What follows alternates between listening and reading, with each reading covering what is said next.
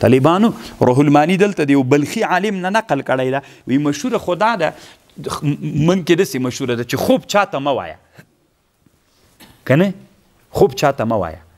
چاته دې چې ویلې اول تعبیر کوونکي چې خوب کم تعبیر وکړم هغه تعبیر ده. اما دا خبر خو له قرآن خلاف ده. طالبان هغه اول ته ویلې باچا چې ورته ویلې چې تاسې ماته د خوب تعبیر راکوئ، هغوی ورته ویلې اضغاث احلام ګډوډ خوبونه دي. بیا چې اول تعبیر خو هغه وکړو، بیا چې یوسف علیه السلام تعبیر وکړو، بیا نو ولې اول غوندې نه سو د یوسف علیه السلام غوندې سو؟ تاسې ما په خبر پوه شول؟ دا یوه خبره.